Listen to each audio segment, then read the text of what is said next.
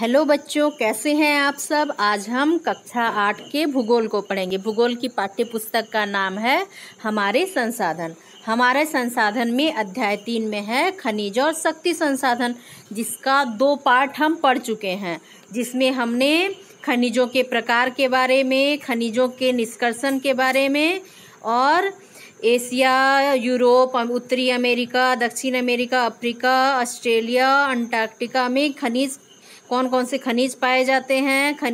झारखंड में खनिजों के वितरण के बारे में पढ़ा था, जो झारखंड के मानचित्र में भी हमने देखा था। खनिजों के उपयोग के बारे में, खनिजों के संरक्षण, शक्ति संसाधन के बारे में पढ़ा था और खनिजों के जो परंपरागत स्रोत हैं ऊर्जा के, उसके बारे में भी हमने पढ़ा था और उसको विश्व के मानचित्र में भी देखा था। इसमें हमने कोयला के बारे में पढ़ा था, झारखंड में कोयला के बारे में, पेट्रोलियम के बारे में, प्राकृतिक गैस के बारे में और जो ऊर्जा के परंपरागत स्रोत हैं उनके लाभ तथा हानि के बारे में हमने जाना था। यहाँ तिलैया डैम के बारे में, पनबिजली के बारे में, जल विद्युत के बारे में हमने जाना था। झारखंड में जल विद्युत के बारे में जाना था। तो यहाँ तक हो गया था ऊर्जा के परंपरागत स्रोत और 2 वीडियो में वो कंप्लीट है। यदि आपने वो नहीं देखा तो पहले उसको देख लेंगे, फिर आज वाला वीडियो देखेंगे। और यदि चैनल को सब्सक्राइब नहीं किया है तो कर लेंगे, जिससे आपको सारे चैप्टर प्राप्त हो जाएंगे। आज हम पढ़ेंगे ऊर्जा के गैर परंपरागत स्रोत। तो पृथ्वी पर जीवाश्म ईंधन ऊर्जा के स्रोत सीमित है। जो भी जीवाश्म ईंधन है, जैसे हमने कोयला के बारे में, पेट्रोलियम, प्राकृतिक गैस के बारे में जाना, ये सारे क्या है, सीमित मात्रा में उपलब्ध हैं। इसलिए ऐसा कोई ऊर्जा का स्रोत होना चाहिए जिसकी मात्रा असीमित है और जिसका हम लोग भविष्य में भी उपयोग कर सकें, क्योंकि बढ़ती जनसंख्या के कारण खपत बढ़ रहा है और जीवाश्म ईंधन का खपत ज्यादा होने से ये यदि समाप्त हो जाएगा तो इसको हमको पुनः प्राप्त करने में फिर करोड़ों वर्ष का समय लगेगा। तो वर्तमान में इसका अनियोजित उपयोग एवं दोहन हो रहा है। जीवाश्म ईंधनों का हो रहा है, बहुत ज्यादा उपयोग हो रहा है और यदि यही दर पर उपभोग होता रहा तो आने वाले कुछ वर्षों में जीवाश्म ईंधन का जो भंडार है वो समाप्त हो जाएगा। और इसके अतिरिक्त जीवाश्म ईंधन के प्रयोग से पर्यावरण भी बहुत ज्यादा प्रदूषित होता है, क्योंकि जब कोयला, पेट्रोलियम वगैरह जलाया जाता है तो जहरीली गैस निकलती है, जिससे वातावरण बहुत ज्यादा प्रदूषित होता है। साथ ही इसमें क्या है, बहुत सारे राख भी प्राप्त होते हैं, अवशिष्ट पदार्थ प्राप्त होते हैं, जिससे भूमि प्रदूषण भी होता है। तो इस तरह से जो ऊर्जा के परंपरागत स्रोत हैं, इससे बहुत सारे नुकसान हैं। इसलिए उसके बदले ऊर्जा के जो गैर परंपरागत स्रोत हैं उनको लाना आवश्यक है। इसके अतिरिक्त जीवाश्म ईंधन के प्रयोग से पर्यावरण को प्रदूषित हो रहा पर्यावरण। इन समस्याओं का समाधान ऊर्जा संरक्षण और ऊर्जा के गैर परंपरागत स्रोतों की खोज के द्वारा किया जा सकता है। जो ऊर्जा के गैर परंपरागत स्रोत हैं उसका उपयोग करके हम इस जो प्रदूषण को रोक सकते हैं और ये जो भविष्य में कमी हो सकती है परंपरागत स्रोत, उसको पुनः पूर्ति कर सकते हैं। इसलिए गैर परंपरागत स्रोत जैसे सौर ऊर्जा, पवन ऊर्जा, ये सब क्या है, ऊर्जा के गैर परंपरागत स्रोत हैं। और ये ऊर्जा ऐसे ऊर्जा है जो असीमित मात्रा में उपलब्ध हैं और इसका उपयोग करने से भी ये समाप्त नहीं होंगे। फिर ज्वारीय ऊर्जा है जो नवीकरणीय एवं प्रदूषण मुक्त है। और नवीकरणीय संसाधन मतलब ऐसे संसाधन जिसका पुनः पूर्ति किया जा सके और जितना भी उपयोग करने से वो समाप्त नहीं होगा। तो जो सूर्य ऊर्जा है, पवन है, ज्वारीय ऊर्जा है, ये नवीकरणीय संसाधन है और ये प्रदूषण मुक्त भी हैं, क्योंकि इनको जलाने से कोई जहरीली गैस उत्पन्न नहीं होती और के उपयोग आवश्यक हैं। अब है सौर ऊर्जा। सूर्य की ऊष्मा और प्रकाश ऊर्जा हमारे प्रतिदिन अनुभव की जाती है। तो सूर्य की ऊर्जा का हम बहुत तरह से उपयोग करते हैं, कपड़ों के सुखाने से लेकर, अचार बनाने से लेकर और भी बहुत सारी चीजों में इसका उपयोग होता है। तो सौर ऊर्जा विश्व के सभी क्षेत्रों में उत्पन्न नहीं हो सकती, किंतु अफ्रीका, दक्षिण पूर्वी एशिया, पश्चिमी एशिया के देशों में पर्याप्त मात्रा में जो सूर्य की किरणें हैं उपलब्ध है, क्योंकि ये सब जगह क्या है, भूमध्य रेखा के आसपास, कर्क रेखा, मकर रेखा के आसपास के क्षेत्र हैं और यहाँ सूर्य की जो किरणें होती हैं सीधी पड़ती है, जिसके कारण सूर्य का ऊर्जा भी अधिक मात्रा में प्राप्त होता है। इसलिए ऐसे जगहों में सूर्य और सौर ऊर्जा का उपयोग किया जा सकता है। लेकिन कुछ ऐसे क्षेत्र हैं, महादेश हैं, जो उत्तरी ध्रुव के आसपास या दक्षिणी ध्रुव के आसपास महादेश हैं, उनमें क्या है, बहुत ज्यादा सूर्य की जो किरणें हैं तिरछी पड़ती है, जिसके कारण सूर्य का ताप कम मिलता है और वैसे जगह में बहुत ठंड होती है, तो वहां पर सौर ऊर्जा का उतना उपयोग नहीं किया जा सकता। अतः इन क्षेत्रों में सौर ऊर्जा के उत्पादन की असीम संभावनाएं हैं, जैसे अफ्रीका में, दक्षिण पूर्वी एशिया में, पश्चिमी एशिया में। वर्तमान समय में कुल ऊर्जा खपत का लगभग 2% सौर ऊर्जा से प्राप्त होता है, और जितनी भी ऊर्जा की खपत होती है पूरे विश्व में, उसका 2% भाग सौर ऊर्जा से पूरा होता है। यह चित्र में दिख रहा है ना, सौर पैनल है।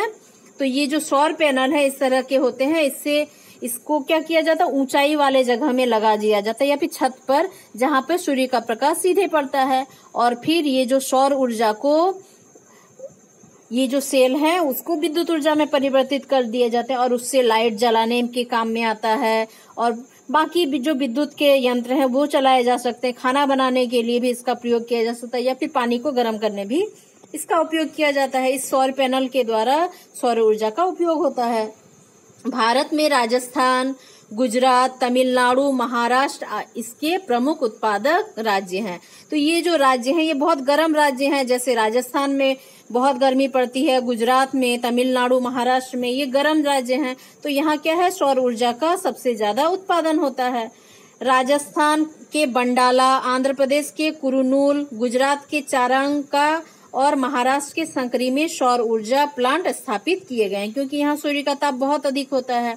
सौर ऊर्जा का उपयोग सौर कुकर, सौर तापक, सौर ड्रायर, सोलर लाइट, यातायात संकेतों में भी किया जाता है। जो सौर ऊर्जा का है उसका उपयोग सौर कुकर में खाना बनाने के लिए, जो सौर तापक हैं जिसमें पानी गर्म या फिर किसी चीज को गर्म करने के लिए किया जाता है, सोलर ड्रायर, सोलर के द्वारा ड्रायर भी बनाया जाता है, सोलर लाइट भी जलाया जाता है सोलर सेल की सहायता से, और जो यातायात का संकेत है, मतलब जो ट्रैफिक लाइट है वो भी सोलर के द्वारा जलता है। और आप देखे होंगे रोड में जो लाइट भी लगाया जाता है वो सब क्या है, वो भी सोलर सिस्टम के द्वारा लगाया जाता है। तो इस तरह से सौर ऊर्जा का भी बहुत उपयोग हो रहा है, और ये क्या है, सुरक्षित है, क्योंकि इससे प्रदूषण का भय नहीं है और ये नवीकरणीय संसाधन है, इसकी मात्रा असीमित है। इसी तरह का एक और गैर परंपरागत स्रोत है पवन ऊर्जा। देखिए, पवन चक्की सागरीय तट पर, देखिए समुद्र के किनारे पवन चक्कियों को लगाया गया है। ये लंबा सा एक खंबा होता है और उसमें इस तरह से पंखा के जैसे ब्लेड होता है उस तरह का ब्लेड लगा रहता है, और जब हवा चलती है तेज तो क्या होता है, ये तेजी से घूमता है और उससे जुड़ा जो जनरेटर होता है उसमें विद्युत उत्पन्न होता है। तो ये भी जहाँ बहुत ज्यादा तेज हवा चलता है वैसे जगहों में इसका उपयोग किया जा सकता है ऊर्जा को उत्पादन के लिए। पवन ऊर्जा का एक अक्षय तथा अनवीकरणीय स्रोत है। तो ये क्या है, जो पवन ऊर्जा है ये क्या है कि ये कभी नहीं समाप्त होने वाला और एक नवीकरणीय संसाधन है। और जिन क्षेत्रों में पवन प्रबल एवं लगातार चलती रहती है वहां क्या होता है, जहां पर तेजी से हवाएं चलती है वहां पर पवन चक्की लगाकर ऊर्जा उत्पादन किया जा सकता है। ऐसी आदर्श स्थिति मरुस्थलीय या समुद्र तटीय क्षेत्रों में मुख्य रूप से पाई जाती है। तो ऐसा क्षेत्र कहाँ होता है जहाँ हवा तेज चलती है, तो मरुस्थलीय जो क्षेत्र होते हैं या फिर समुद्र का जो तटीय भाग होता है वहां तेज हवाएं चलती है, तो वैसे जगहों में पवन चक्की को लगाकर ऊर्जा उत्पादन किया जा सकता है। तो पवन चक्रियों में तीव्र गति से चलती हवाएं पवन चक्की को घुमाती है। जब हवाएं तेज चलती है तो पवन चक्की को घुमाती है, और जो विद्युत उत्पन्न करने के लिए जनरेटर से जुड़ी होती है, जैसा जल विद्युत में जैसा होता है वैसे ही इसमें भी होता है। Netherland, Germany, Denmark, UK, USA, Spain आदि देशों में पवन फार्म है। तो ऐसे फार्म इन देशों में भी हैं जो पवन ऊर्जा उत्पादन में उल्लेखनीय हैं।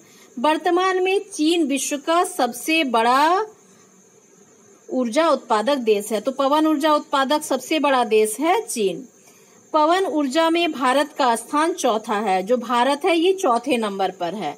भारत में तमिलनाडु, गुजरात, राजस्थान पवन ऊर्जा के उत्पादक जो क्षेत्र हैं उनमें अग्रणी है, आगे हैं सबसे। तमिलनाडु, गुजरात और राजस्थान। नीचे की तालिका में ऊर्जा के गैर परंपरागत स्रोत एवं उसके लाभ हानि को दिखाया गया है। तो ज्वारीय ऊर्जा क्या है? गैर परंपरागत स्रोत है, सौर ऊर्जा भी है।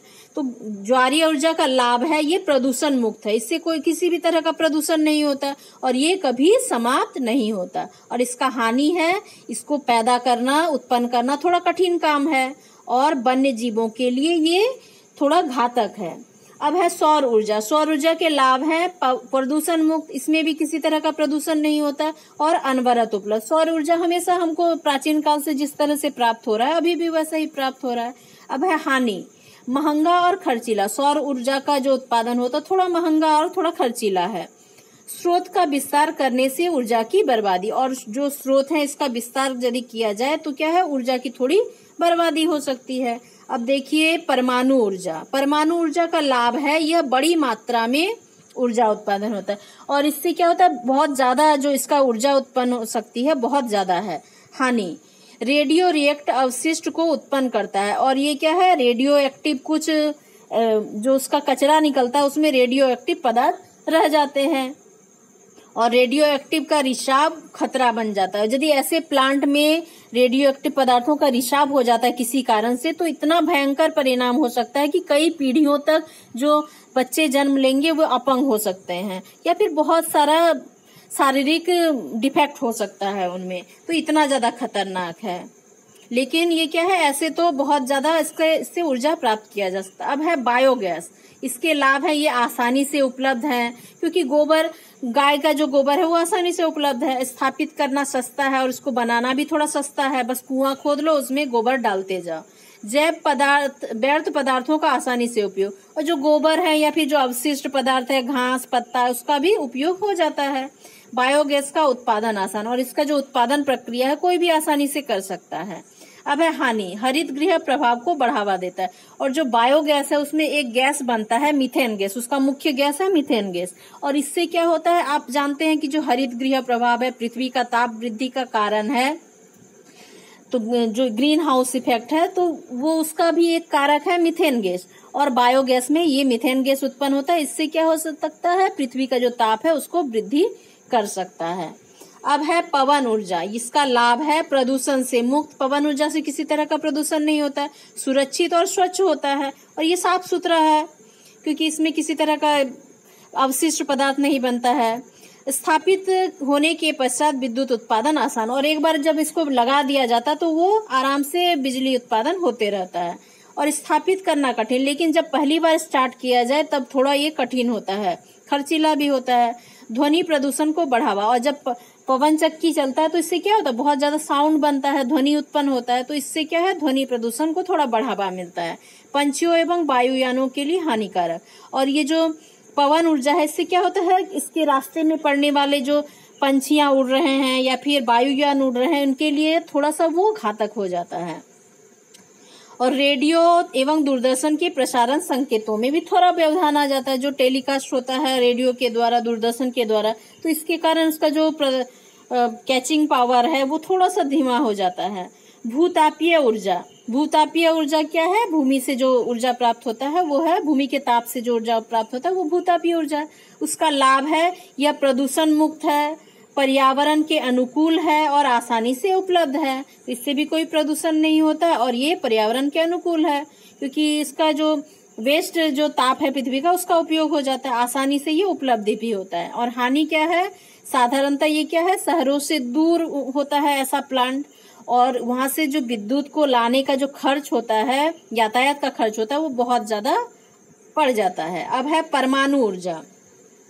परमाणु ऊर्जा वह ऊर्जा है जो अणु के नाभिक में निहित होता है। जो अणु होता है, आप परमाणु बम के बारे में सुने होंगे, वो भी इसी परमाणु से ही तैयार किया जाता है। ये जो कुछ धातु है जैसे यूरेनियम है या फिर थोरियम है, तो इसका नाभिक में क्या है, कुछ शक्ति छिपा है। जब इसको तोड़ा जाता है तो उससे क्या होता है, ऊर्जा उत्पन्न होता है और इनके टूटने से नाभिकीय ऊर्जा प्राप्त होता है। तो वैसे जो है वो है, वैसे अणु है थोरियम के, यूरेनियम के, तो इस विखंडन से जो उत्पन्न ऊर्जा को नाभिकीय रिएक्टर में टरबाइन की मदद से विद्युत में बदला जाता है। तो देखिए यहाँ है ऊर्जा, परमाणु ऊर्जा संयंत्र तारापुर, यह दिख रहा है, ठीक है। तो ये एक संयंत्र है जिसमें परमाणु ऊर्जा उत्पन्न किया जाता है।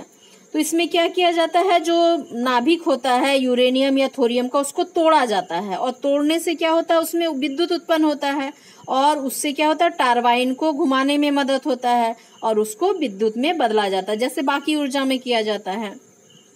परमाणु ऊर्जा का सबसे बड़ा उत्पादक देश है संयुक्त राज्य अमेरिका, रूस और कनाडा और ऑस्ट्रेलिया। तो जो परमाणु ऊर्जा है उसका सबसे अधिक उत्पादन करता है यूएसए मतलब संयुक्त राज्य अमेरिका, रूस, कनाडा और ऑस्ट्रेलिया। भारत में राजस्थान और झारखंड में यूरेनियम के विशाल निक्षेप हैं। तो भारत में भी कुछ जगह है जहां यूरेनियम प्राप्त होते हैं, जैसे राजस्थान है और झारखंड है। तो झारखंड का एक पूर्वी सिंहभूम जिला है जिसमें जादूगढ़ नाम का एक जगह है जहां पर यूरेनियम का विशाल भंडार है और वहां यूरेनियम जो है बहुत ज्यादा मात्रा में पाए जाते हैं। थोरियम, अब थोरियम है और एक है परमाणु जो विखंडन के लिए उपयोग किया जाता है जिसके अणु का, वो है थोरियम। तो थोरियम विशाल मात्रा में, बहुत ज्यादा मात्रा में केरल के मोनोजाइट बालू में पाया जाता है। जो केरल के समुद्र के किनारे में मोनोजाइट बालू है उसमें थोरियम भी बहुत अधिक मात्रा में पाया जाता है। इस कारण भारत में परमाणु ऊर्जा के विकास की असीम संभावनाएं हैं। भारत में भी इसका विकास किया जा सकता है क्योंकि यहाँ यूरेनियम और थोरियम दोनों ही प्राप्त हैं। वर्तमान में यह भारत का 5वां सबसे बड़ा ऊर्जा का स्रोत है। तो जो ऊर्जा के स्रोत हैं उनमें परमाणु ऊर्जा 5वें नंबर पर है। भारत में परमाणु ऊर्जा के केंद्र तमिलनाडु में कलपक्कम और कुडनकुलम, महाराष्ट्र में तारापुर, राजस्थान में कोटा के निकट रावतभाटा और उत्तर प्रदेश में नरोरा और कर्नाटक में केंगा और गुजरात के काकरापाड़ा में स्थित है। तो कहाँ कहाँ है, तमिलनाडु में कलपक्कम में है और महाराष्ट्र के कुडनकुलम में तारापुर है, राजस्थान में कोटा के निकट क्या है, रावतभाटा में है और उत्तर प्रदेश में नरोरा में है और कर्नाटक के केंगा में और गुजरात के काकरापाड़ा में ऐसे ही परमाणु संयंत्र स्थित हैं। अब नेक्स्ट है भूतापीय ऊर्जा। भूतापीय ऊर्जा क्या है, ताप ऊर्जा जो पृथ्वी से प्राप्त की जाती है। ताप ऊर्जा जो पृथ्वी से प्राप्त की जाती है उसे भूतापीय ऊर्जा कहते हैं।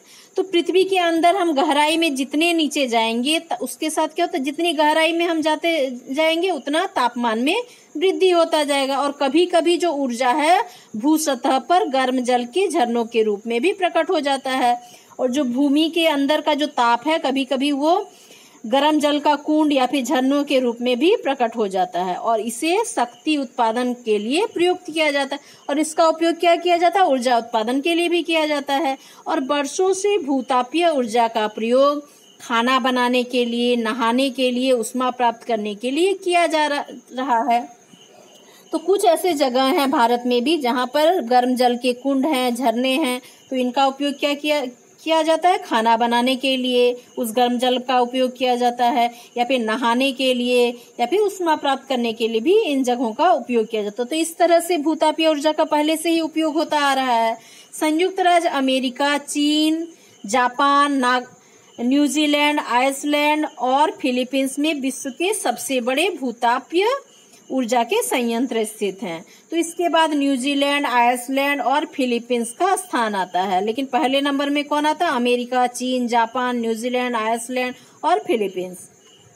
भारत में भूतापीय ऊर्जा के संयंत्र हिमाचल प्रदेश के मणिकरण, लद्दाख जम्मू कश्मीर में है, के पूंगा, छत्तीसगढ़ के तातापानी में स्थित है। इस तरह के भूतापीय ऊर्जा संयंत्र भारत में भी हैं, जो हिमाचल प्रदेश में है, छत्तीसगढ़ में है।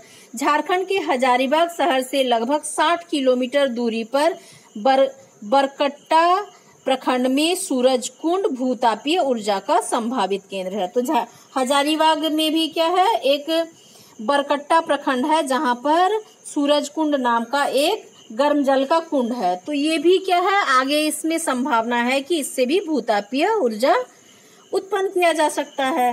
तो ये संभावना है। अब आप आगे देखते हैं ज्वारीय ऊर्जा। ज्वारीय ऊर्जा क्या है, ज्वारीय ऊर्जा भी विद्युत उत्पादन का स्रोत है। तो इससे भी विद्युत उत्पादन होता है। इसमें ज्वार भाटा की ऊर्जा को बिजली में बदला जाता है। ज्वारीय ऊर्जा पैदा करने के मुख्य तरीके हैं। ज्वारीय बैराज एवं पवन चक्कियां। तो ज्वारीय बैराज में नदी के मुहाने पर बैराज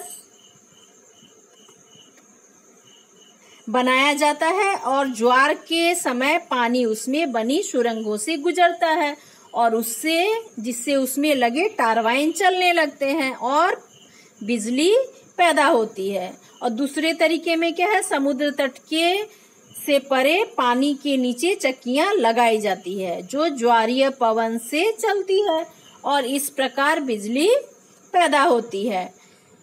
पहला ज्वारीय ऊर्जा केंद्र फ्रांस में लगा था। भारत का पहला ज्वारीय ऊर्जा के संयंत्र गुजरात राज्य के कच्छ की खाड़ी में स्थापित है। तो क्या है ज्वारीय ऊर्जा? देखिए यहाँ चित्र में आपको दिख रहा होगा, ये ज्वारीय ऊर्जा के संयंत्र में लगाए गए ये टारबाइन। देखिए ये क्या है, इधर टारबाइन है, जैसे मैंने पहले भी बताया कि इसमें क्या रहता है, पंखे लगे रहते हैं। और ये क्या है, इसके साथ जनरेटर जुड़ा हुआ है, ये जो चित्र में दिख रहा है। और ये क्या है, ज्वार भाटा क्या है, जब समुद्र का पानी आगे की ओर आता है तो उसको क्या कहते हैं, समुद्र से बाहर की ओर आता है उसको कहते हैं ज्वार, और जब समुद्र का पानी वापस लौटता है उसे कहते हैं भाटा।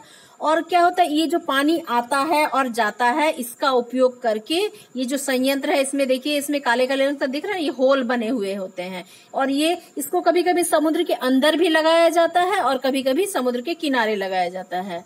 और तब क्या होता है, ये जब ज्वार से पानी ऊपर उठता है और ऊपर उठकर इस होल से पार होता है और जब वापस भाटा में वापस जाता है तो ये दोनों प्रक्रियाओं से क्या होता है, उसके साथ लगा हुआ टारबाइन जो है वो घूमने लगता है और टारबाइन से को घूमने से उससे जुड़ा जो जनरेटर है वो भी घूमने लगता है। और जब जनरेटर घूमता है तो क्या होता है, विद्युत ऊर्जा उत्पन्न होती है और विद्युत ऊर्जा उत्पन्न होने से क्या होगा, उससे संयंत्र से जोड़ दिया जाता है और उसको सप्लाई किया जाता है। तो ये पहला प्रोसेस हो गया कि टारबाइन को घुमाया गया और बिजली उत्पन्न हो गया। और दूसरा तरीके में क्या होता है, समुद्र तट से जो परे पानी के नीचे में चक्कियां लगा दी जाती है और जो ज्वारीय पानी से चलती है और इस प्रकार बिजली उत्पन्न होती है। तो पहला ज्वारीय जो केंद्र था वो फ्रांस में लगाया गया था और भारत का जो पहला ज्वारीय संयंत्र था वो गुजरात के कच्छ की खाड़ी में स्थापित किया गया था। अब देखिए विश्व में ऊर्जा संयंत्र को दिखाया गया है और इसमें क्या क्या ऊर्जा का स्रोत है उसको, जैसे हरे रंग से बायोमास और नीले रंग से जो दिख रहा है जियोथर्मल और लाल रंग से सोलर और पवन ऊर्जा ये ऑरेंज कलर से दिखाया गया है और नेचुरल जो गैस है, प्राकृतिक गैस है, वो ब्लू कलर से दिख रहा है और ये तेल का जो संयंत्र है वो ग्रे कलर से दिख रहा है और जो पीले रंग से दिख रहा है ये न्यूक्लियर जो परमाणु ऊर्जा है उसको दिखाया गया है और पन बिजली जो है वो आसमानी रंग से दिखाया गया है, हाइड्रो जो पावर है। उसके बाद जो कोयला है वो भूरे रंग से दिखा है और बाकी जो सफेद रंग से है वो अलग है। तो इस तरह से इसमें चित्र में आप देखेंगे, ये देखिए यहाँ यूरोप के आसपास का क्षेत्र में बहुत सारे संयंत्र है, विश्व के अच्छे संयंत्र इसी जगह में दिख रहा है और ये उत्तरी अमेरिका में बहुत घना दिख रहा है और इधर चीन में भी दिख रहा है, भारत में। तो ये सब क्या है, ऊर्जा संयंत्र इन जगहों में घनी बहुत ज्यादा है और कुछ जगह थोड़े सफेद दिख रहे हैं तो उसमें दूसरे तरह के ऊर्जा संयंत्र लगे हैं। तो इस चित्र को आप अच्छे से देख लेंगे और समझ लेंगे।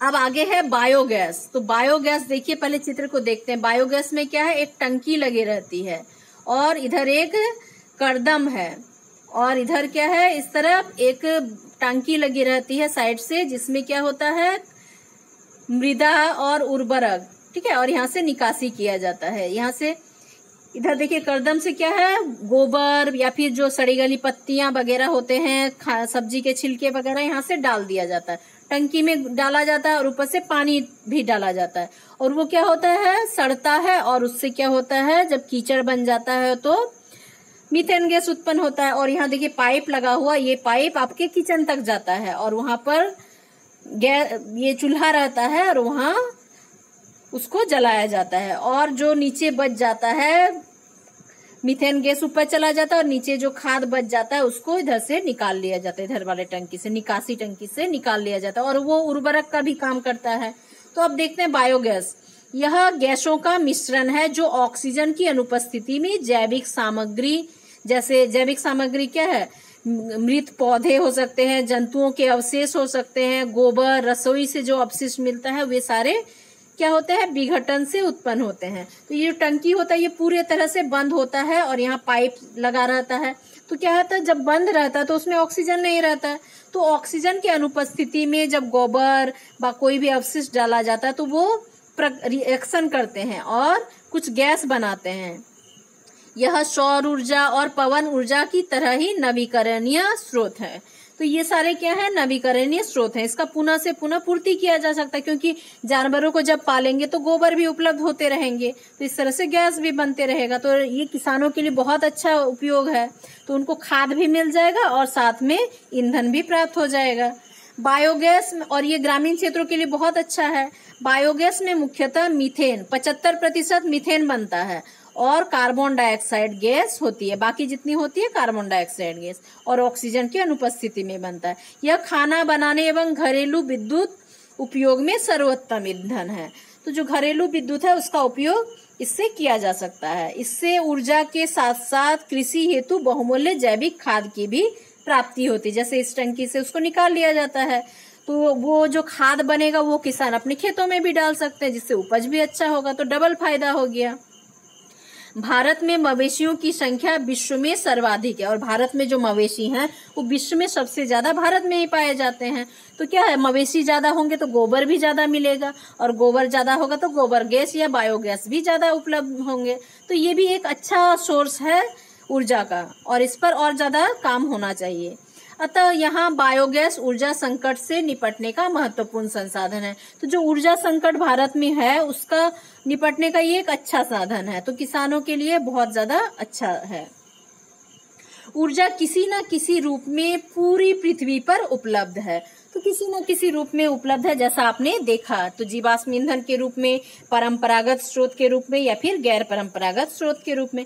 लेकिन इसका उत्पादन एवं मानव उपयोग हेतु सरलीकृत करना बहुत खर्चीला है।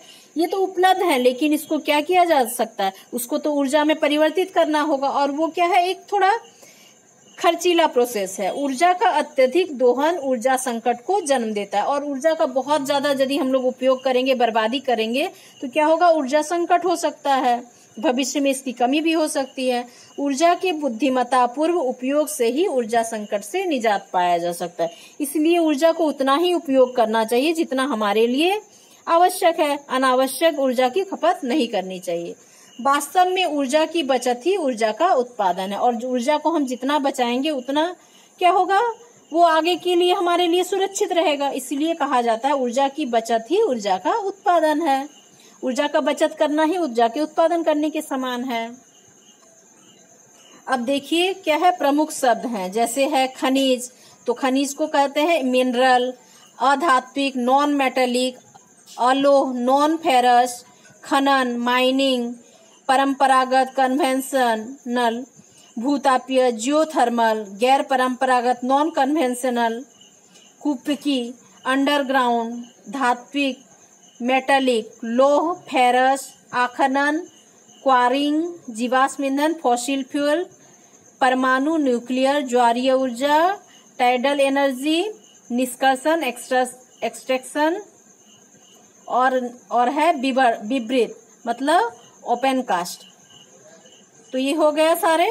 अब देखिए इसके बाद कुछ प्रश्नोत्तर हैं जिसको हम अलग से वीडियो में करेंगे। तो ये चैप्टर आप समझ गए होंगे, इसका 3 पार्ट है, तीनों ही आप देख लेंगे और पढ़ेंगे, और कोई दिक्कत होगा तो कमेंट करेंगे, और चैनल को सब्सक्राइब कर लेंगे जिससे आपको सारे चैप्टर मिल जाएंगे। तो आज के लिए इतना ही, थैंक यू।